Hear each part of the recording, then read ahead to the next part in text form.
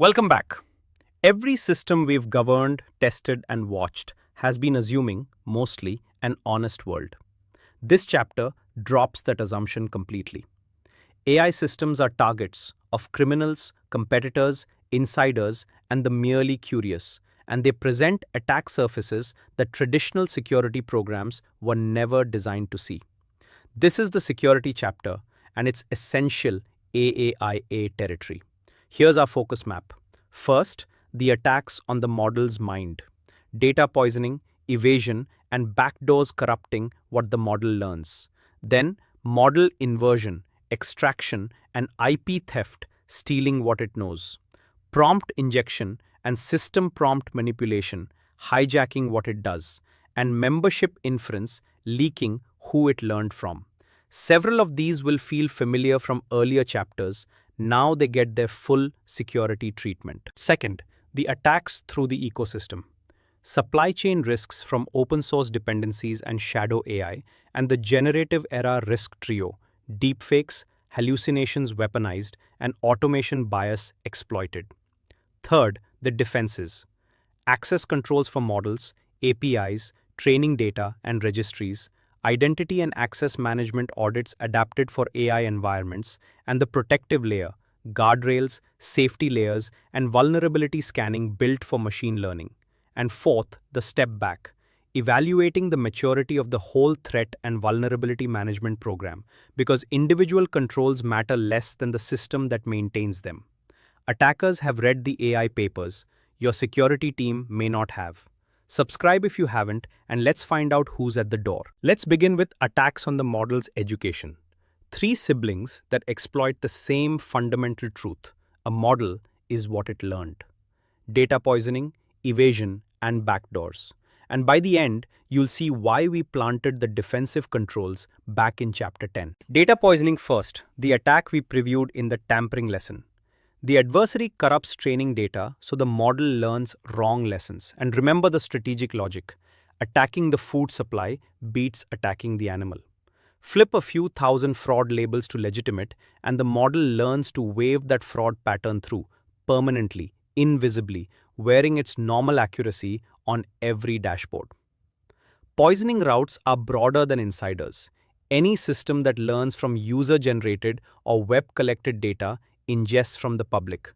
Spam filters trained on user reports, recommendation systems learning from clicks, models retraining on scraped content. Attackers can feed all of them patiently. And connect to Chapter 3's feedback loops. Continuous retraining pipelines are continuous poisoning opportunities. Every automated retrain is an unlocked kitchen door. Evasion is the sibling that attacks at inference time. No access to training needed. The model is already deployed, and the attacker crafts inputs that slide past it. The adversarial examples from last chapter's testing lesson, now with criminal intent. Fraudsters structuring transactions just under learned boundaries. Malware authors perturbing files until classifiers see them as benign. Spam rewritten until filters relax. The defining feature? The model isn't changed at all. It's simply navigated, which is why evasion leaves so little trace and why adversarial robustness testing was worth its own lesson. Backdoors are the most sinister blend.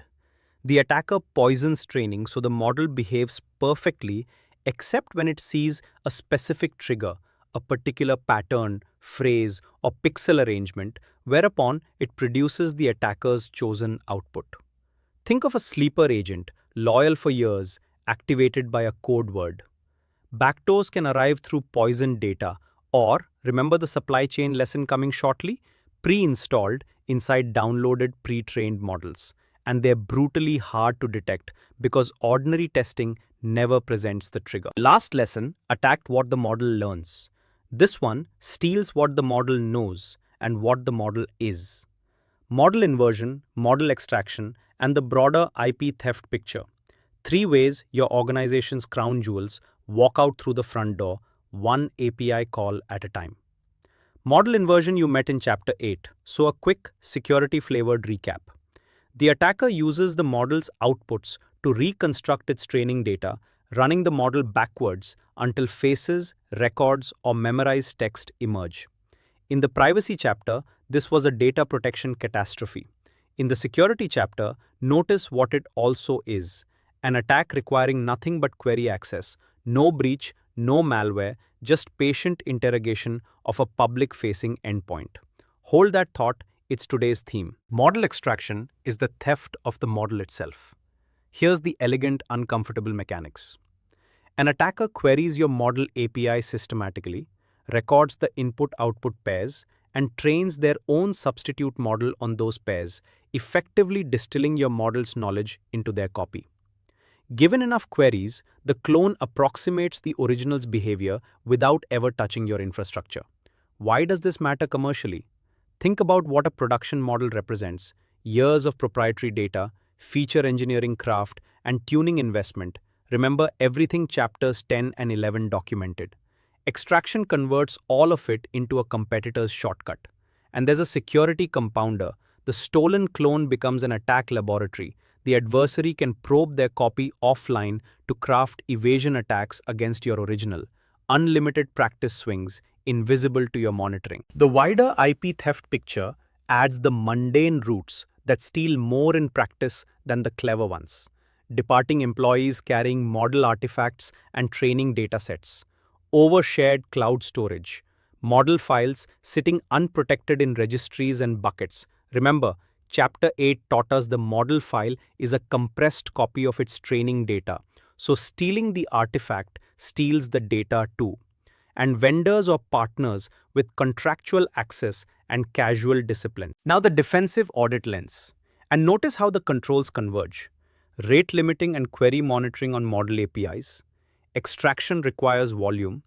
Volume is detectable. Ask whether anyone watches for systematic querying patterns. Output discipline. Returning labels rather than full probability vectors makes extraction and inversion harder, a design choice with security consequences. Watermarking and fingerprinting techniques that help prove a clone's ancestry. And the classical layer, access controls on artifacts and registries. Lever processes that remember models are assets, and contracts that treat model access as the sensitive grant it is, all of which we formalize 2 lessons from now. We tested prompt injection in Chapter 14.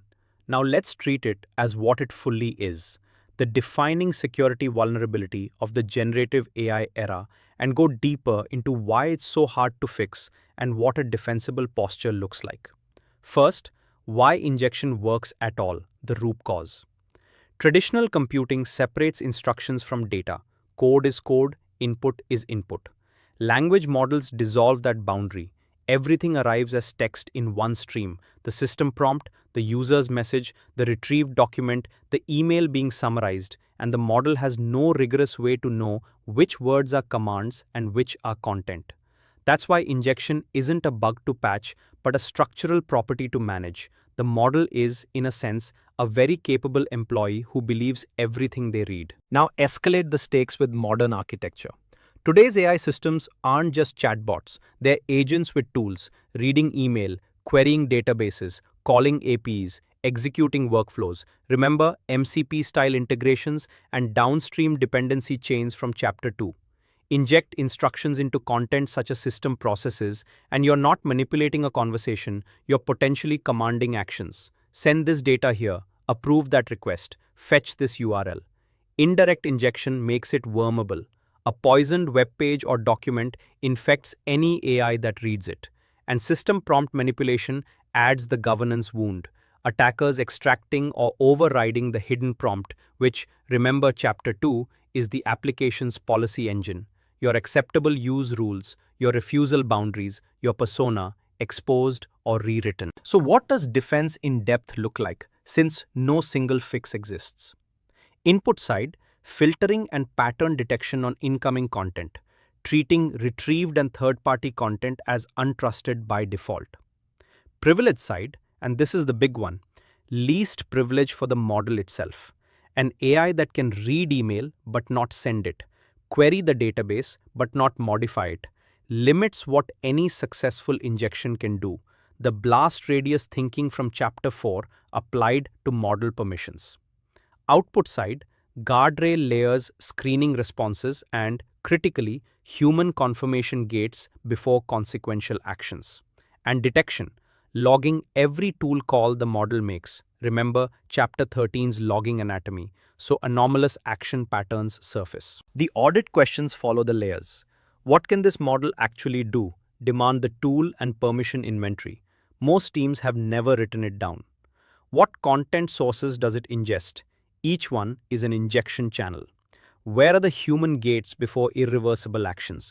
And when was injection resistance last tested? Chapter 14's dated evidence, because the attack library evolves monthly. This lesson completes a bridge we built in Chapter 8, membership inference and training data leakage, revisited from the security side. There we asked what these attacks mean for privacy compliance. Here we ask the operational questions: who attacks, why, how you detect it, and what reduces the exposure. Same vulnerability, different audit lens, and the exam expects you to hold both. Quick mechanics refresher. Membership inference determines whether a specific record was in the training set, exploiting the model's subtle overconfidence on data it has seen. The student recognizing a practice question. Training data leakage is the broader family. Models memorizing and regurgitating fragments of training content, extractable through patient prompting. Remember, researchers pulling names, contact details, and verbatim passages from language models. Now, the security framing, start with the adversary model. Who actually runs these attacks? Regulators and researchers, demonstrating your exposure publicly. Reputational and compliance consequences arriving via conference paper. Litigants, membership inference as evidence gathering, proving their data trained your model without consent. Connect to Chapter 10's provenance battles. Competitors, learning what data sources power your product. And blackmail adjacent actors where training data is sensitive. Remember, confirming someone's record was in a clinic's dataset is itself the harm. Then the exposure amplifiers your audit should hunt. Overfitting, the more a model memorizes, the more it leaks. So Chapter 3's generalization discipline is quietly a security control. Small or unique training populations, rare records, are memorized more distinctly. Fine-tuning on confidential data, Chapter 2's caution now armed, your data baked into weights that may sit with a vendor. And unlimited query access. These attacks need volume, which returns us to rate limiting and query monitoring from the extraction lesson. The same defensive muscle protects against both. Mitigations to know by name. Differential privacy in training, the mathematical noise from Chapter 8, directly degrading membership signals. Regularization and deduplication of training data. Memorization loves repeated records. Output filtering, catching verbatim regurgitation. And the testing discipline, privacy attack testing as part of pre-deployment validation for models trained on personal or confidential data. Ask for the memorization. Audit by date and model version. Chapter 14's evidence standards apply in full. Chapter 6 gave us the supply chain fundamentals, the AI bill of materials, poisoned public models, license traps, the log4j lesson replayed with models. Today we complete the picture with the security operations view and give full treatment to the supply chain's unruliest member, shadow AI. First, the security depth on dependencies. Beyond the risks we catalogued, add the operational attack patterns your security team should recognize. Typo squatting and namespace attacks on package and model repositories. Malicious uploads named one character away from popular libraries. Developers install them by fingertip error. Compromised maintainer accounts pushing poisoned updates into legitimate projects. Your pipeline pulls the new version automatically. Remember, automated pipelines extend trust automatically. Unsafe model formats. Some serialization formats execute code on load, so downloading a model can mean running a stranger's program. Ask whether the organization restricts formats and scans artifacts before loading. and dependency confusion between internal and public package names. The defensive pattern for all of these: curated internal registries, teams pull from a vetted internal mirror rather than the open internet, integrity verification by hash and signature, and pipeline scanning, which we'll formalize in the guardrails lesson. Your audit test remains the beautiful one from Chapter 6. Show me the list. Then add the security follow-up.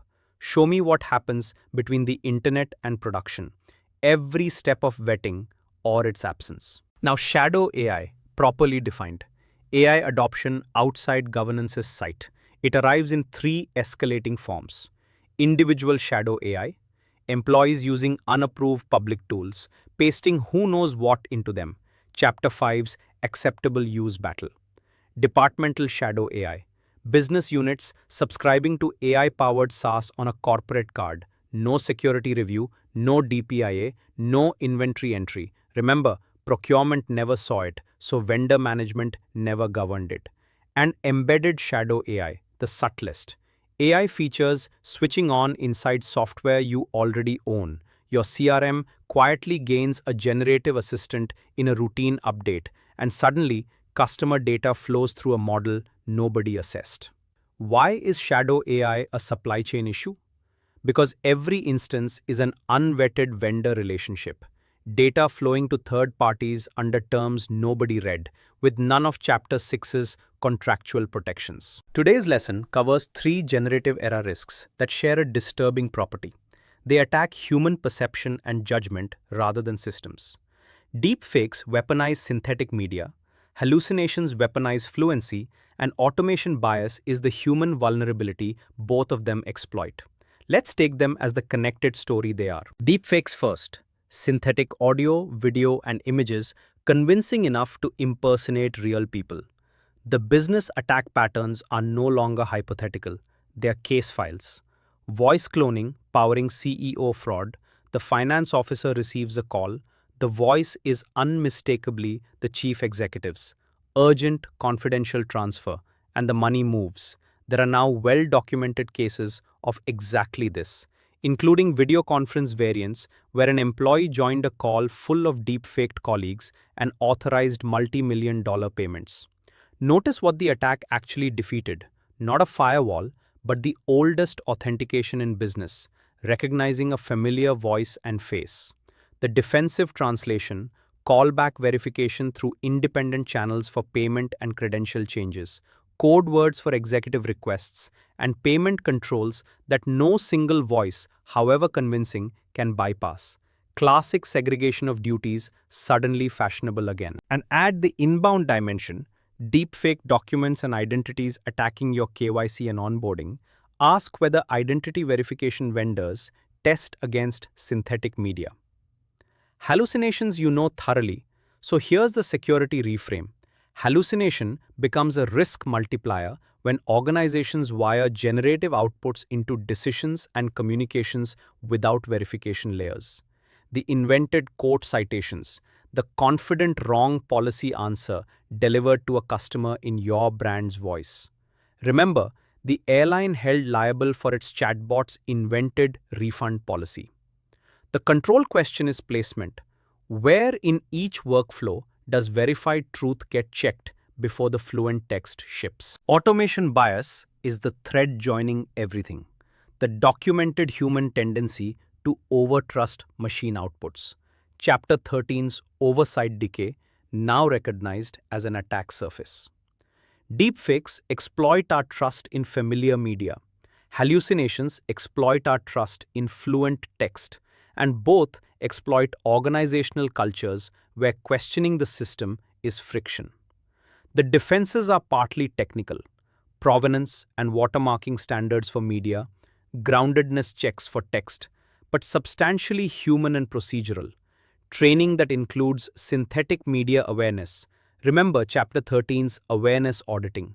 Verification rituals that survive urgency, and metrics watching whether humans ever actually disagree with the machine. After 8 lessons of attacks, we turn fully to defense, and we start with the oldest control family in security: access control, applied to the newest asset class. Models, APs, training data, and registries each need the who can do what treatment. And today, we build the map your audits will follow. Start with the inventory of what needs protecting, because AI environments hold more sensitive objects than most access programs realize. The model artifacts themselves, remember, a compressed copy of training data and a theft-worthy IP asset, twice valuable, twice targeted. The training data stores and feature stores. Chapter 10's tampering lesson. Poisoning begins with right access. The model registry. Chapter 11's authoritative catalog. Whoever controls it controls what production believes is approved. The inference AP is the front door for extraction, inversion, and abuse. The pipelines and their configuration. Chapter 12. The person who controls the pipeline controls everything it deploys. And the prompts and guardrail configurations. The policy engines. Editable text with production consequences. Now the control principles translated. Least privilege, and here's the AI-specific bite. Data scientists genuinely need broad data access to explore, so mature organizations separate environments. Generous access to de-identified exploration data, tightly controlled access to production training data and artifacts, the exploration playground, and the production vault. Different keys, different logging. Separation of duties. Chapter 11's lesson now enforced through permissions. The builder cannot approve. The approver cannot deploy. The pipeline modifier cannot be the sole beneficiary of its gates. Check it in the access system, not the org chart. Write versus read discipline. Read access to training data is a privacy exposure. Write access is a poisoning capability. They deserve different scrutiny. And label editing rights deserve the most of all. Remember, who can modify labels, and does anyone review it? And non-human identities, the quiet giant. Service accounts and pipeline credentials often hold the broadest rights in the entire environment, with no owner, no rotation, and no review. Ask for the service account inventory first. It's where the findings cluster. The API layer adds its own stack. Authentication on every model endpoint. No anonymous inference for sensitive models. Authorization scoped by consumer. Remember, downstream dependency chains. Each consumer should reach only its models.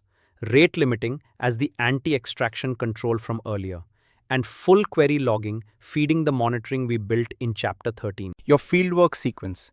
Pick one high-tier model and walk the objects, who can read the artifact, write the training data, edit the registry entry, modify the pipeline, change the prompt, and call the API, names, not roles, with dates of last review.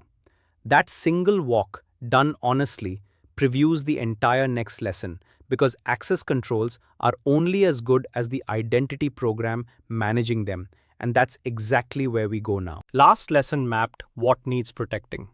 This lesson audits the machinery that grants, tracks, and revokes the keys, identity and access management, IAM, in AI environments. You likely know IAM auditing from general IT, so I'll focus on where AI bends the familiar program and give you the field sequence I actually run. Start with the lifecycle you already know: joiner, mover, leaver, and stress test it against AI realities. Joiners. Is there a defined access model for AI roles at all? Data scientist, ML engineer, model validator, reviewer, or does each arrival get access cloned from a colleague? Cloning is how privilege accumulates like sediment. Movers, the chronic one, the data scientist who moved to a product role 3 reorganizations ago and still holds right access to training data. Access recertification must actually cover AI resources. Pull the last review and check whether model registries, feature stores, and pipelines were even in scope. They are frequently invisible to the standard recertification tooling. Levers. And here AI adds teeth. Remember the IP theft lesson. Model artifacts and datasets are portable crown jewels, so lever processes for AI staff should be prompt and complete. Test it. Sample recent levers and check revocation timestamps across every AI system, including the SaaS tools and notebook platforms that live outside central IAM. Now the AI-specific expansions. Non-human identities, Promised last lesson, now the centerpiece. Pipeline service accounts, API keys, tool credentials held by agents. Remember, we've built AI systems that themselves hold credentials and take actions. Each needs an owner, a scope, rotation, and monitoring. And the audit reality is that many were created in a sprint and documented nowhere. The orphan account with God rights is this decade's default finding. Privileged access. Who holds administrative power over the AI platforms themselves? The MLOps admin who can alter any pipeline is the new domain admin. Expect break glass procedures, session logging, and just-in-time elevation rather than standing power. Federation sprawl. AI work scatters across cloud consoles, notebook services, vendor platforms, and API dashboards. Ask how many identity systems govern the AI estate. Every disconnected one is a place revocation forgets. Then the evidence layer, access logging and its review. Granting is half the control. Watching usage is the other half. Are access logs from model registries, data stores, and admin consoles collected, retained per Chapter 13 standards, and actually reviewed? Sample an unusual access event and ask who noticed. Today we build the protective architecture around the model. Guardrails, safety layers, and vulnerability scanning adapted for machine learning. Think of this as the defense in-depth lesson, because the honest premise of everything we've studied is that the model itself cannot be fully trusted, so we wrap it. Guardrails first, the runtime checkpoints on a model's inputs and outputs. Input guardrails screen what reaches the model. Injection pattern detection, off-topic filtering, personal data detection stopping sensitive content from entering prompts. Remember, Chapter 8, prompts become logs, become liabilities.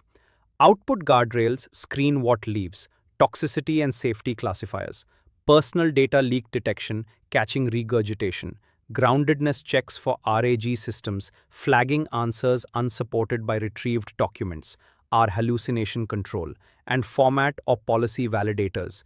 Does this response make commitments the business never authorized? Remember, the airline's chatbot.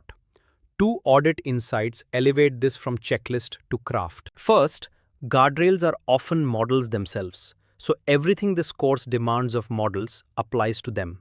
Versioning, testing, monitoring, false negative rates. Remember Chapter 7, the controls failures are your exposure.